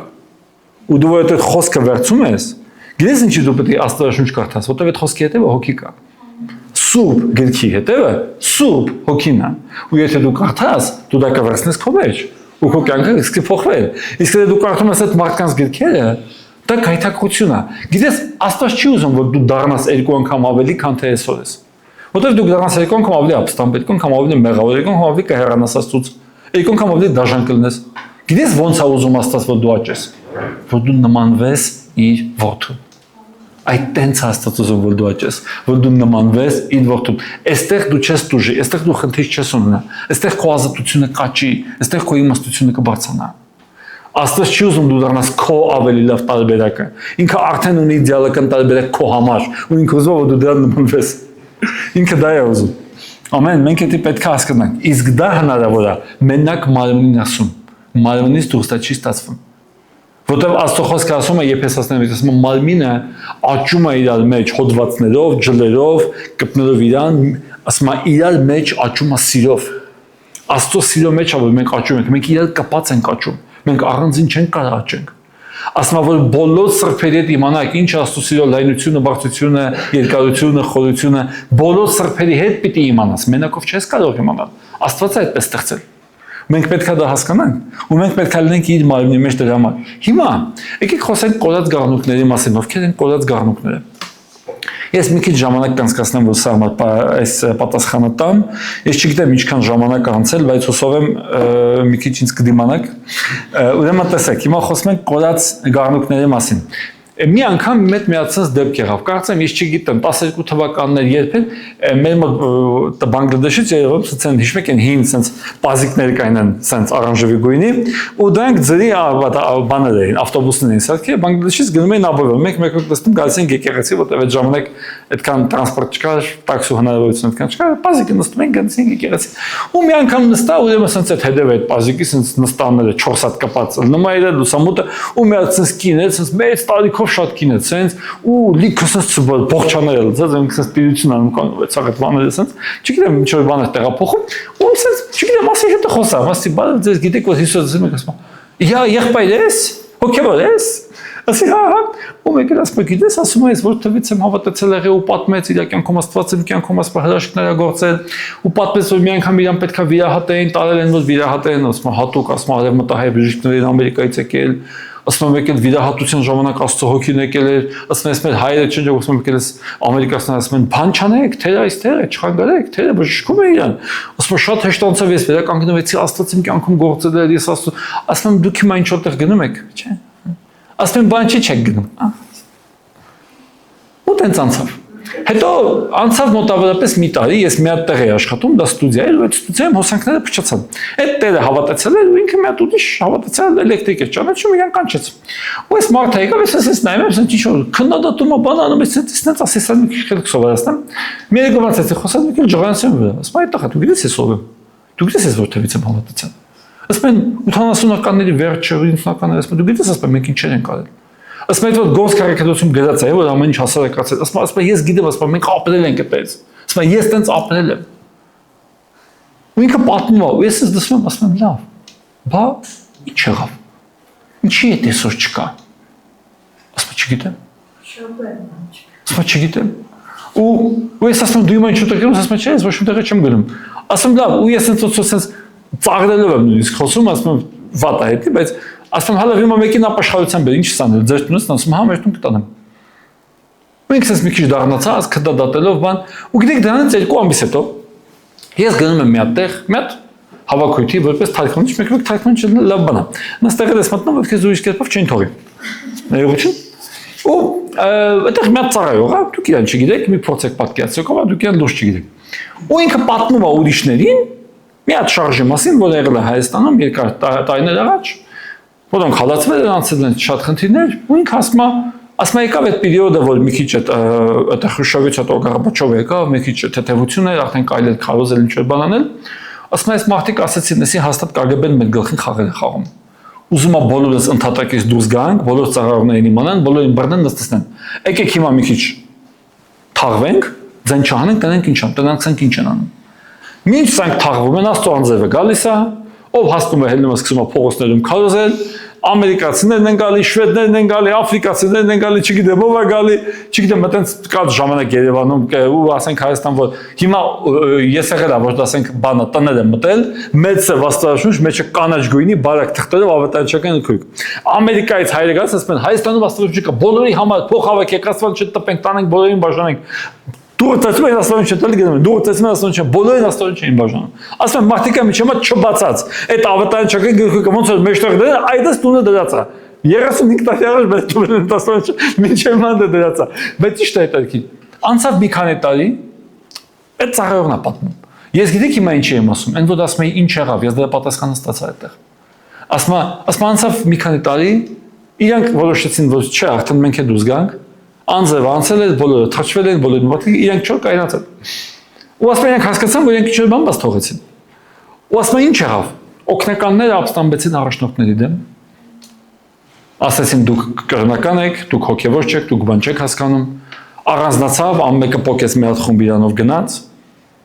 Բայց քանի որ իրանք մենակ այդ էին տեսել, որ ասում աշակերտը ուսուցչից չի կարա լավ լինի, ասում հազիվ ուսուցչի չափ լինի։ Նույն կրոնականությունը, նույն սահմանափակումները, նույն խնդիրները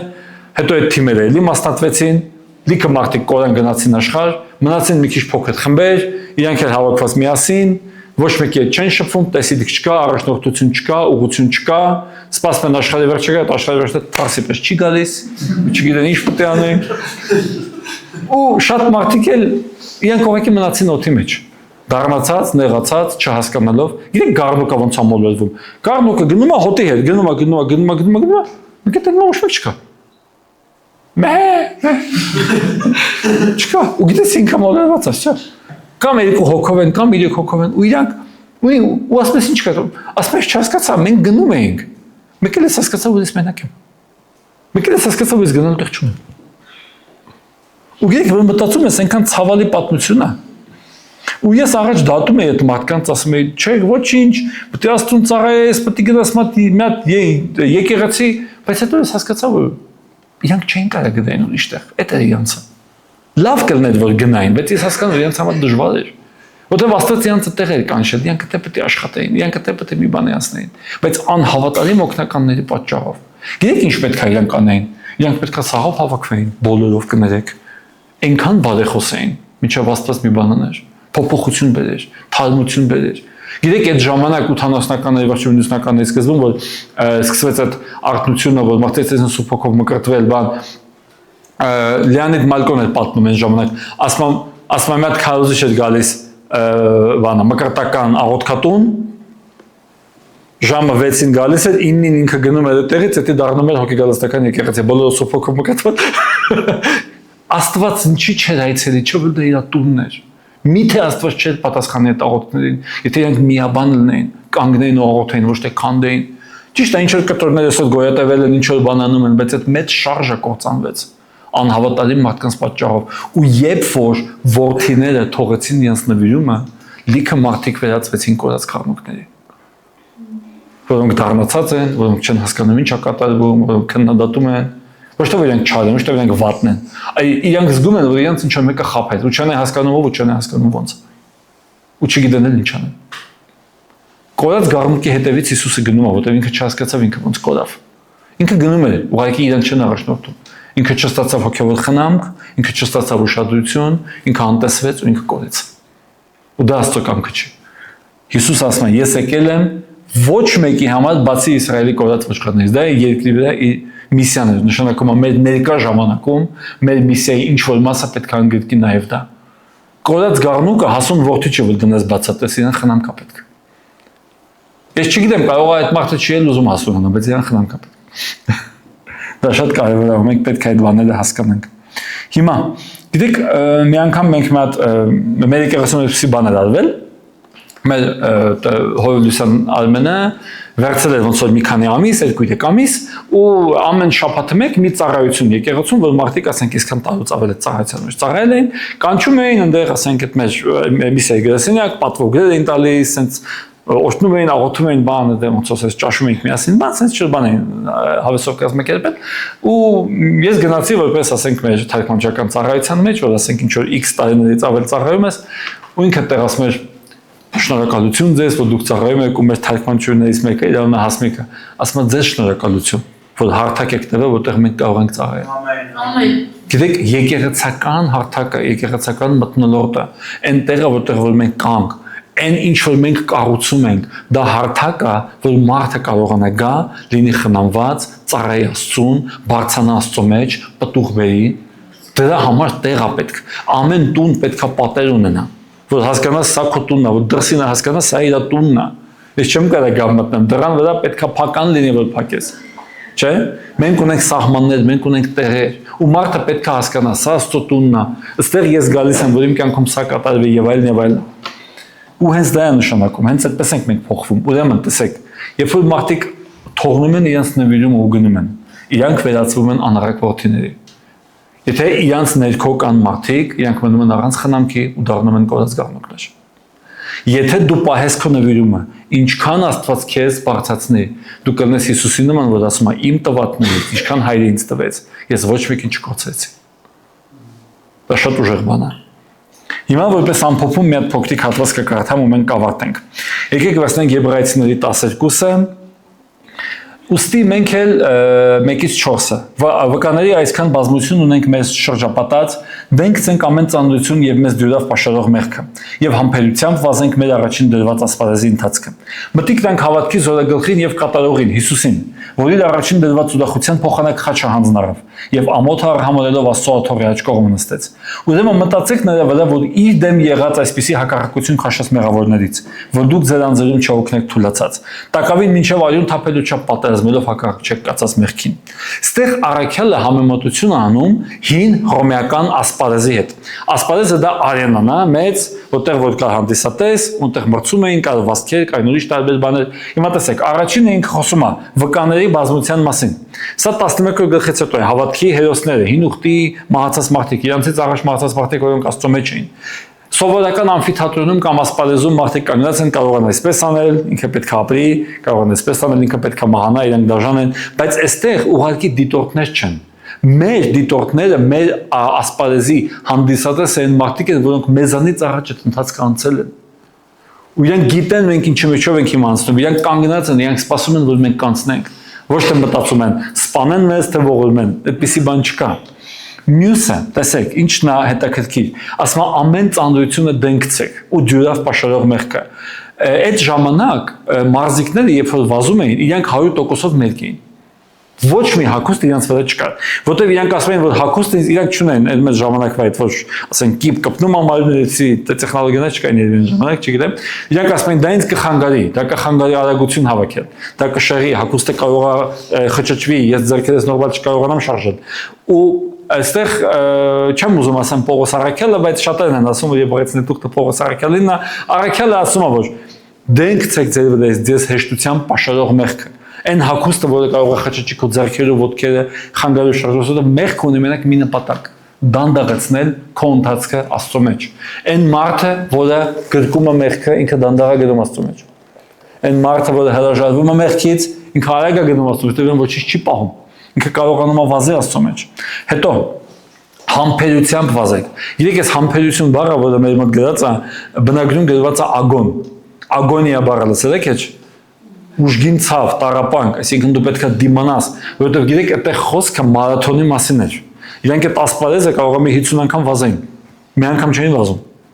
Ու դու պետք է անցնես, դու պետք է այդ ամեն ինչը դիմանաս։ Քրիստոնեության ընթացքը սպրինտ չի, այստեղից եկած ստեղ, տնից եկած ծառայությունից գնաց տուն, փայտիկը տվեցել ուրիշին գնացից քնելու։ Ոչ, մենք ստեղ վազում ենք մեր ամբողջ կյանքում։ Ու կարող են նեղություններ, կարող են ծանր պահեր, կարող են տարբեր բաներ, բայց դու պետք է դիմանաս։ Դու պետք է հաղթես այդ ամեն ինչը, չուտի թույլ տես, որ դա իշխի քո վրա։ Դու պետք է ուժեղնես, դու պետք է հաղթես ու դու պետք է գնաս առաջ։ Ոչ մի բան քեզ չպետք է կանգնացնի կամ դանդաղացնի։ Հետո ասում մտիկ տվեք Հիսուսին, այսինքն ինչ նշանակում մտիկ տալ։ Ֆոկուսավորվել ես դեպքում։ Ես այդ հունարեն բառերը բոլորը դուրս չեմ գրել, ուղղակի կբացատրեմ, ոչ շատ երկար չստացվեր։ Ֆոկուսավոր, այսինքն ինչ շեղող բաներ կան, ինչն են շեղում այն ժամանակ այդ մարզիկներին, մարդիկ բաներ են շփոթում իրենց վրա, հայհոյում են, ծաղրում են, ինչ-որ բաներ են անում, վախացնում են, ամեն մարզիկը մտածում էր, բա ոչ հանդիսատեսը որոշել, որ ես պետք է մահանամ, որ ես վատ մարզիկ, ասում եմ մոռացի հանդիսատեսին։ Ու մոռացի քո ցավը, քո նեղությունը, քո դժվարությունը, քո հոգնածությունը։ Երկուսն էլ մոռացի, կենտրոնացի Հիսուսի վրա ու գնա Հիսուսի հետևից։ Մյուսը, որը մեր հավատքի զորագլուխն է եւ կատարողը, այսինքն պիոները, առաջնագնացը, մեկը որը գնում է մեր դեմից, մեկը որը ճանապարհ է բացում։ Կատարյալ օրինակը, որը գերազանց կերպով անցավ այն ճանապարհը, որը մենք հիմա ենք անցնում։ Մեր օրինակը այդ ճանապարհը անցնելը, ասում մտիկ տվեք իրան, որը որ անցնում է։ Ու ասում որտեղ ինքը հանուն ուրախության արհամարեց այն ամոթը, որին ինքը բախվեց։ Ուրախությունը դա այն էր հանուն ինչի ինքը պատրաստ էր տառապանք կրել։ Ուրախությունը այն չի, որ դու տառապանք չունես։ Ուրախությունն է, որ մենք տառապանք չունենք։ Փաստա։ Բայց Հիսուսի համար կար մի հատ ուրախություն, հանուն որի ինքը պատրաստ էր տառապանք կրել։ Հանուն որի ինքը պատրաստ է նեղություն կրել ու արհամարելով ամոթը։ Այստեղ արդեն սցենան փոխվում է ու վազողներից մենք անցնում ենք դեպի խաչելությունը, որտեղ հռոմեացիները օգտագործում էին խաչը մարդուն վերջնականորեն նսեմացնելու համար, խայտարակելու համար։ Ու ասում է Հիսուսը արհամարեց այդ ամոթը, այդ խայտարակությունը, հանուն այն ուրախության, որը դրված է առաջ։ Որն է այն ուրախությունը, որը դրված է առաջ։ Շփումը մեր հետ, հավիտենական կյանքը մեր հետ։ Ինքը չուներ խնդիր հավիտենական կյանքի հետ, մենք ունենք։ Աստծո ուրախությունն ասում է, Հիսուսը տառակացում է չորի մասին գրված է, ասում է եւ նրա ուրախությունը մարդկանց որդիների հետ էր։ Այդտեղ մենք տեսնում ենք Հիսուսին որպես Աստծո իմաստությունը։ Ու շատ հետաքրքիր է դա։ Հիմա ասում է մտածեք, այս խոսքը Սպասեք մի տեսողություն, ուրեմն մտածեք նրա վրա, որ իր դեմ եղած այսպիսի հակառակություն քաշած մեղավորներից։ Մտածելը ստե նշանակում է հաշվար կարեք։ Տեսեք թե ինքը ինչով անցավ ու հաշվար կարեք, ոնց որ ասում տուն սարքելուց առաջ հաշվարկի, կարող է սարքել թե ոչ։ Ստե խոսքը այդ հաշվարկի մասին է։ Հաշվար կարեք, ծանրութեթև արեք ձեր նեղությունները ու համեմատեք նրա նեղությունների հետ։ Արդյոք արժի որ դուք նեղվեք ձեր նեղություններից, հասկանալով թե ինչ նեղություններ կրեց Հիսուսը։ Այսօր մենք 2 մետր ավելի ենք քայլում, 2000 դրամ ավելի շատ ենք ծախսում, 2 ժամ ավելի ուշ ենք քնում, ասում ենք ես չարչարվում եմ ավետարանի համար։ Ասում եմ համեմատեք դա Հիսուսի հետ, ինչ որ աղոթքի պատասխան չի գալիս, չեմ չի ստացվում։ Այո, դու նեղության մեջ ես, դա իսկական նեղություն է, ոչ մեկ չի ասում որ դա նեղություն չի, ոչ մեկ չի ասում դու քեզ ված չես զգում, բայց ասում է համեմատեք մեր հավատքի զորագլխի նեղությունների հետ, որտեղ համեմատության մեջ շատ բան պարզ է դառնում։ Ու հետո ասում է, մտածեք դրանց, ասում է, հետո ասում է, ոչ չթուլանաք ու չհոգնեք ձեր անձերում։ Գիտեք, թուլանալը հոգնելը սա այդ մարզիկների ու զինվորների մասին է, ինքը այս բոլորը այդ այն իմաստով ասում, ինքը արդեն հյուծված չի կարողանում վազել, արդեն մկանները դավաճանել են։ Կաթնաթթուն արդեն ուղեղի մեջ ալացվել, մենակ մկանների մեջ չի։ Ինքը ընկնում է մնում է, ինքը ոչ մի չի կարող անի։ Կամ զինվորը, որը բարոյալքվում է ու դասալքվում է, որովհետև ինքը արդեն չի դիմանում դրան։ Ասում է, եթե դու կենտրոնանաս Քրիստոսի վրա, դու այդ վիճակում չես հայտնվի։ Դու չես տկարանա, դու չես թուլանա ու չես ընկնի։ Ու ասում է, մեղքին պատերազմելով, ասում է, տակավին մինչև արյուն թափելու չափ պատերազմելով հակառակ չեք կացած մեղքին։ Պատերազմելով բառը, այստեղ նշան տենց գիտեք չէ, տենց բառը կոչվում է անտագոնիստ։ Այսինքն այդ անտագոնիզմը դա վայնա որ դու հակառակվում ես։ Վեպի մեջ կա պրոտագոնիստ, կա անտագոնիստ։ Պրոտագոնիստը դրական հերոսն է, անտագոնիստը բացասական հերոսն է։ Ու ասում դու անտագոնիզմով, թշնամանքով, կատաղությունով չես պայքարում մեղքի դեմ։ Սա պայքարը նման գլադիատորների պայքարին ասպարեզում։ Գլադիատորներից մեկը մահանում էր, մեկը մնում էր։ Դու դեռ այդ ջանքով, այդ կատաղությամբ մեղքի հետ չես պայքարել։ Ու հետո ասում է, արյուն թափելու չափ։ Այսինքն թեկուզ քո հանդեպ ուղղված են վատ խոսքեր, թեկուզ քո հանդեպ ուղղված են վատ բաներ, թեկուզ դու կարող ես հարցակում ունենալ հոգևոր աշխարհից, բայց դու դեռ չես նահատակվել։ Դու դեռ քո արյունը Քրիստոսի գործի համար չես թափել։ Դեռ դու այդ աստիճանին չես ասել։ Նորից բերում է համեմատությունը այն գործին, որը կատարել է Քրիստոսը։ Այսինքն մեր գայթակղությունները, մեր խնդիրները, մեր նեղությունները դեռևս ոչինչ են համեմատած մեր զորագլխի անցածի հետ։ Ու եթե կան էլ մարդիկ, ովքեր որ դրանով են անցել, իրանք դրանով էլ վարձ կստանան երկնքում։ Խոսքը ասում է մի բազմություն, որոնց բառացիորեն ասում է մորթվել էին Քրիստոսի համար։ Իրանց համար ուրիշ բաներ կա։ Ամեն մեկի համար իր վարձատրությունը կա երկնքում։ Դա մենք եկեք նորից ու նորից որոշենք։ Սա Եբրայեցիների 12:1-4-ն է, դուք կարող եք կարդալ, եթե ուզում եք։ Դա մենք եկեք որոշենք։ Մենք մնալու ենք նվիրված։ Գնալու ենք մինչև վերջ։